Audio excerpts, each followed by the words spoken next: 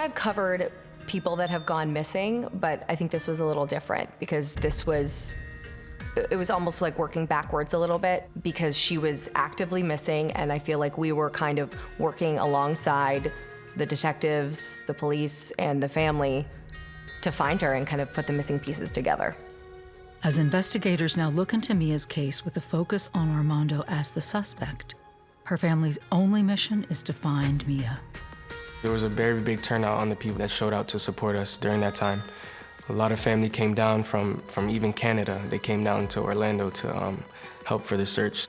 Every morning we wake up, we meet down in the lobby, and we'll figure out like, yo, today, but we're gonna go comb this area. I bet we're gonna go pass out posters in this area. They were doing interviews, press conferences whenever they could, and we became close with them. That was really unique. Sometimes families are really closed off, and in this case, they wanted to do whatever they could to get her back. And they were kind of using us as a tool to get that message across publicly. There was a lot of calls for interviews and press conferences, and the Marcano family and the Scabriel family was completely overwhelmed and very focused on finding their daughter. So we took on the management of the media at that time, not just media, but social media. She was big on TikTok. She had an Instagram, a Facebook. So I had started to post a lot of their flyers and calls to action on our platforms. There were hundreds of thousands of people that were retweeting and reposting and sharing and commenting and sending love and sending support. It was coming from all over the world. Over a week after Mia went missing, investigators release a timeline of what they believe happened on the day of her disappearance.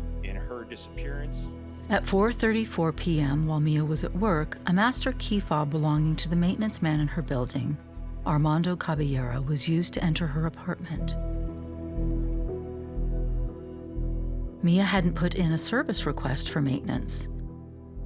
At 5 p.m., after working in the leasing office of her apartment complex, security camera footage shows Mia walking back to her apartment.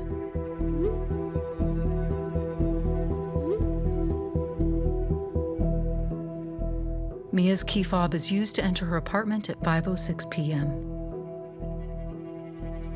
She is never heard from again.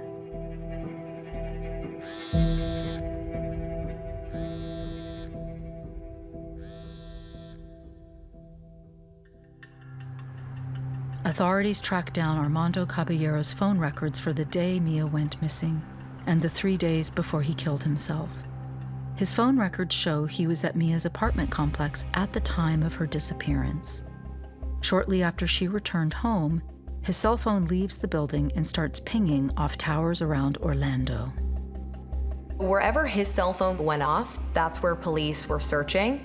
So that's why we went up to Seminole County. His phone was, pinged in that area for quite some time. We ended up even going a lot farther north that was completely out of the way. And I believe police essentially told us that he may have went up there as kind of a marshy area to throw them off. 8 days after Mia went missing, police searched one of the locations where Armando's phone pinged. It happens to be in the woods behind an apartment complex where he used to live near New Smyrna Beach, just outside Orlando. That morning, we were on our way down to New Smyrna, and as we hit the highway, he calls the detective and asks me to come in. And then he asked me who I'm with, and I told him with family. He said, bring your sister. When we got there, the detective said only me and her could go inside, nobody else. They took us to a room, and then I just knew I had a bad feeling. They said that they found someone, and they found a bag that matches hers. I'm sorry. And I remember telling me that they found a body. Her purse was found next to her with her IDs. And I think that's what I remember most of that conversation. And in that minute, every single memory I had of Mia just went shoo. From birth until that day